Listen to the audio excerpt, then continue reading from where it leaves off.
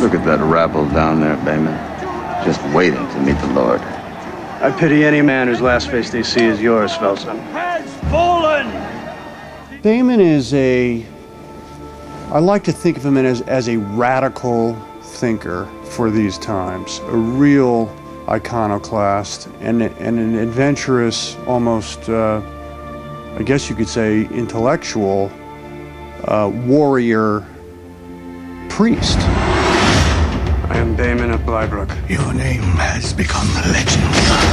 The adventure is that he has to deliver this alleged witch, this young girl played by Claire Foy, to the Abbey of Severac for an exorcism. The plague is everywhere. It is a curse called up from hell, brought upon us by the Black Witch. The Black Witch. He's clearly a man who has lost his way and has done unspeakable things in the name of the church that he is having trouble, that he is struggling living with.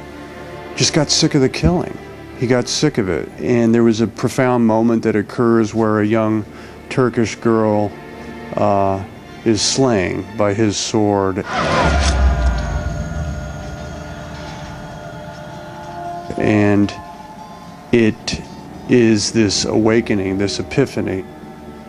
For me, it was just no question that he would be right and could be right.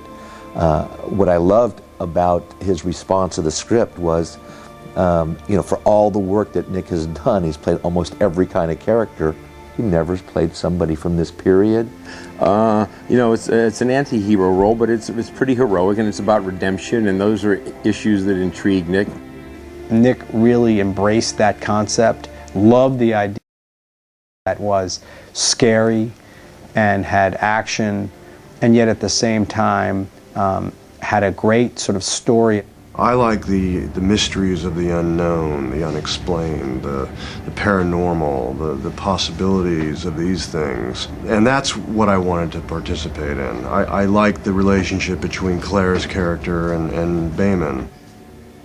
Bayman and the girl kind of have a very special relationship in the sense that when they first meet, I think they're the most similar characters. They're both kind of out of it a bit. They're not in the centre of the whole thing. And even though he's got Felson, Bayman still is an outsider in every single sense. And there's this girl and he wants to protect and he wants to save her. There was a girl in my village who was suspected of being a witch. They put stones in her pockets and cast her into the lake. If she drowned, they would have known she was human. But she didn't. She lived. They called it proof of magic and burned her at the stake. Nothing of the kind will happen to you. You will be given a fair trial. You have my word on that. She starts to become something other than what he initially believed, which is that she was just a puppet to be slain to help calm people's fears about the plague. That the witch. That is not what I say. I will take the girl, but if she is not what you say, she will not be yours to burn. I guess you could say in a certain kind of way the weather cooperated because they did throw everything at us. On one day it would be raining, and another day it would be that ice, a little bit of hail, and the next day there would be snow on the ground. It would be slushy. We couldn't get our equipment through, and it made it very trying, but it also gives the film this really great bed of reality because we actually did go through it.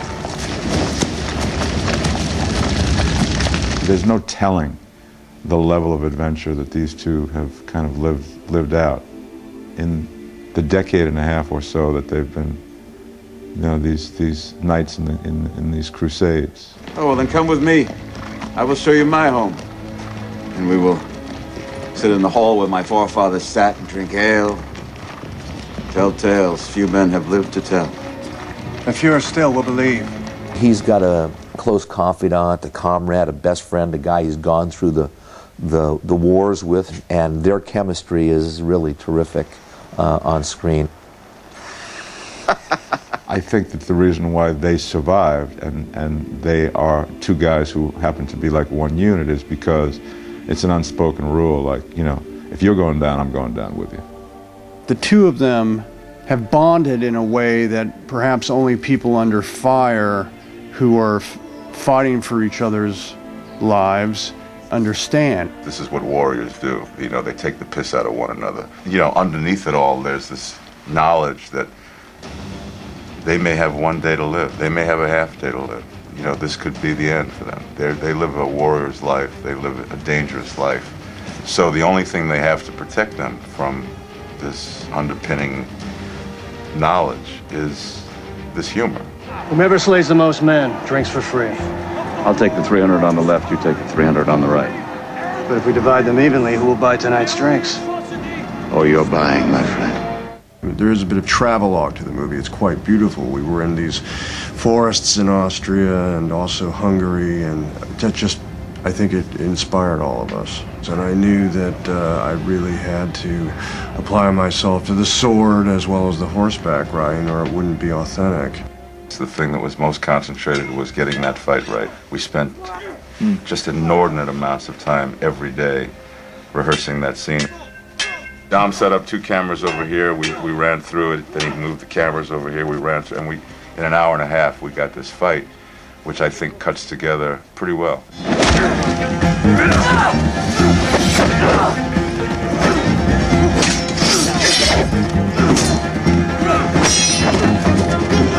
Enough! Doing stunt work is so technical because you can't kill anyone, obviously, and you can't get carried away in the moment because something will go wrong, like you'll chop someone's arm off or your own or something. So I find that very, very difficult. But it's been brilliant. The journey itself is supposed to be very arduous on our heroes. They're going through completely treacherous terrain and a very treacherous time. And we did pick on purpose, the dead of winter.